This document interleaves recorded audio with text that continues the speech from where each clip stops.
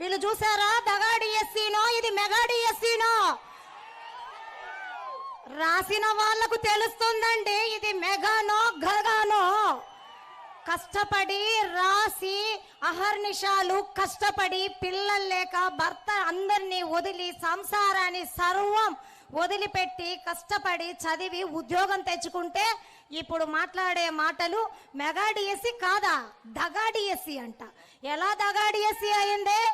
ఎలా అవుతుంది ఇది దగా డిఎస్సి?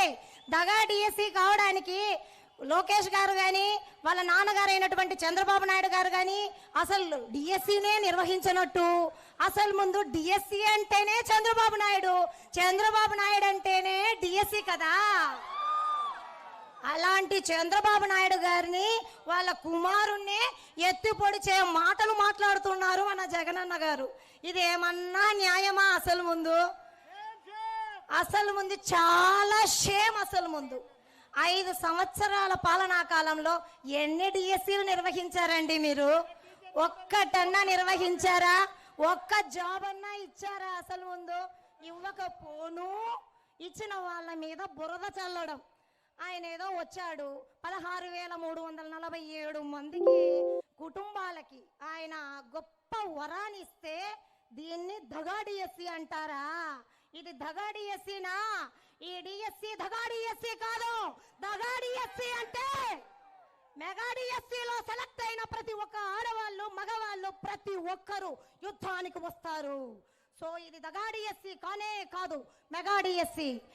అర్హత లేని వాళ్ళందరూ మాట్లాడితే ఇలానే ఉంటుంది. ఏంటి సిబిఐకి విచారణకి ఇస్తావా? ఎలా ఇస్తావు సిబిఐకి విచారణకు? ఏం తప్పు చేశామనయ్యా సిబిఐకి విచారణకి ఇవ్వడానికి? ఏం తప్పు చేశాము? డిఎస్సి కోసం పడికాల్పులు కాస్తున్నాము. 30 ఏళ్ళు పైబడ్డా మేము చదివాము, ఇంటర్లో స్టేట్ ర్యాంకులు వచ్చాయి, మండలం ర్యాంకులు వచ్చాయి, ఒక గవర్నమెంట్ ఉద్యోగం వస్తుందని పడిగాల్పులు కాల్చుకుంటూ ప్రైవేట్ స్కూళ్ళల్లో గురుకులాలలో పని చేసుకుంటూ భర్త ఒక చోట పిల్లలను ఒక చోట మేము చచ్చి బతికి కష్టపడి లైను అక్షరము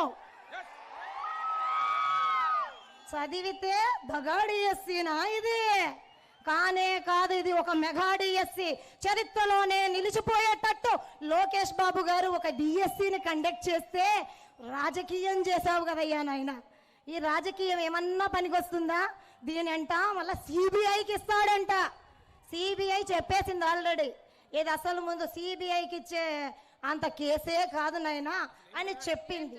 ఏం జరిగిందనండి సిబిఐకి ఇవ్వడానికి? ఆల్రెడీ రోస్టర్లో చెప్పారు. దాని ప్రకారం మెరిట్ లిస్ట్ ఇచ్చారు, సెలక్షన్ లిస్ట్ ఇచ్చారు, పిహెచ్ విహెచ్ వీళ్ళందరికీ పర్సెంటేజ్, స్పోర్ట్స్ 3% ఇస్తానన్నాడు, హారిజాంటల్ వర్టికల్ ఇన్ని కరెక్ట్గా చేస్తూ ఉంటే ప్రతిదీ రాజకీయమేనా? ఓకే, ఇలాంటివి చేయడం వల్ల ట్రాన్స్పరెన్సీకి, డిఎస్సిలో ట్రాన్స్పరెన్సీకి చంద్రబాబు నాయుడు గారు పెట్టింది పేరు అసలు ముందు.